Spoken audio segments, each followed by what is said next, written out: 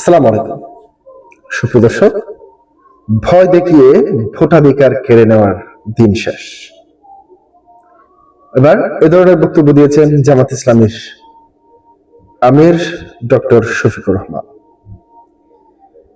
প্রিয় দর্শক, তিনি ঝালকাঠিতে তার নির্বাচনী বক্তব্যে এইসব কথা বলেছেন। জামাত ইসলামীর আমির ডক্টর শফিকুর রহমান বলেন, কেউ যদি পেশি শক্তি ব্যবহার করে ভোট কেন্দ্রের দখল করতে আসে, জনগণকে সঙ্গে নিয়ে তাদের শক্ত হাতে প্রতিহত করা হবে। ইনসাফের পক্ষে দাঁড়ানোর কোনো অপরাধ নয়। মামলা করতে এলে বলবেন। শফিকুর রহমানের নামে মামলা করুন। ভয় দেখিয়ে জনগণের ভোটাধিকার কেড়ে নেওয়ার দিন শেষ।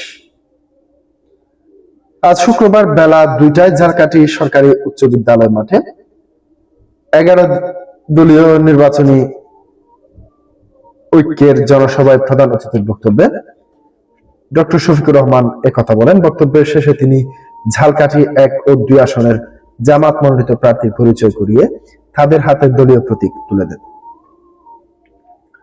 শফিকুর রহমান বলেন, এই দেশে আর দুর্নীতি, চাঁদাবাজি, টেন্ডারবাজি ও দখলদারি চলবে না।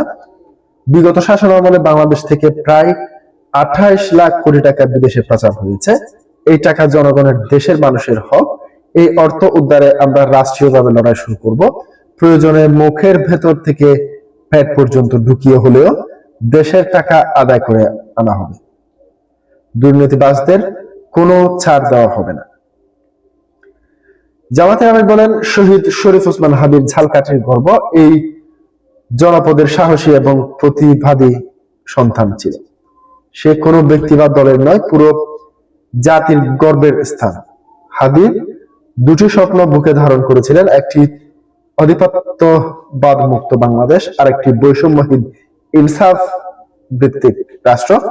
সেই স্বপ্ন বাস্তবায়নের লড়াই করতে গিয়ে সে জীবন দিয়েছে। ইনশাআল্লাহ আমরা সরকার গঠন করতে পারলে হাদি হত্যার বিচার অবশ্যই করা হবে। শফিকুর রহমান বলেন, দাঁড়িপাল্লা হচ্ছে ন্যায় ও ইনসাফের প্রতীক, কিন্তু আজকের বাংলাদেশে ন্যায় ইনসাফ নেই, চলছে শুধু বেইনসাফ। গরিব মানুষ আদালতে গিয়ে বিচার পায় না, নিপীড়িত মানুষ তার অধিকার ফিরে পায় না, নির্যাতিত মা বোন বছরের পর বছর ঘুরে বিচার পায় না। এই বেইনসাফের রাজনীতি আমরা আর চলতে দেব না। ইনশাআল্লাহ সরকার গঠন করতে পারলে বেইনসাফকে চিরতরে মাটি চাপা দেওয়া হবে। রাষ্ট্রের নিরাপত্তা বাহিনী সম্পর্কে জামাতের আমির বলেন, দেশ রক্ষার জন্য যারা জীবন বাজি রেখে কাজ করেন তারা শপথ নেন স্বাধীনতা সার্বভৌমত্ব রক্ষা, কিন্তু বাস্তবতা হচ্ছে অনেক সময় তারা সম্মান ও ন্যায্য মূল্যায়ন থেকে বঞ্চিত হন।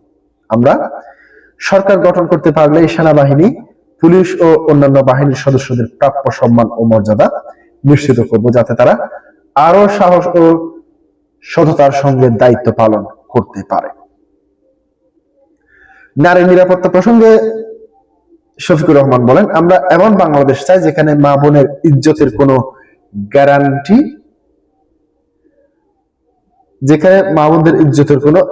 আমরা এমন বাংলাদেশ চাই না যেখানে মা বোনদের ইজ্জতের কোনো গ্যারান্টি নেই।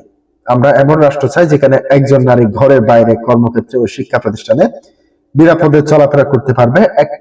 এটি কোনো রাজনৈতিক বক্তব্য নয়, এটি জামাত ইসলামীর রাষ্ট্র দর্শনের অংশ।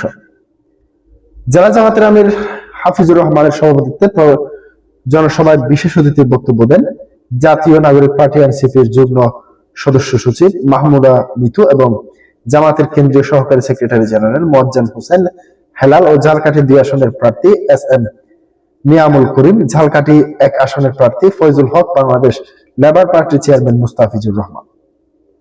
প্রিয় দর্শক, আজকে পর্যন্তই। আসসালামু আলাইকুম ওয়া রাহমাতুল্লাহ।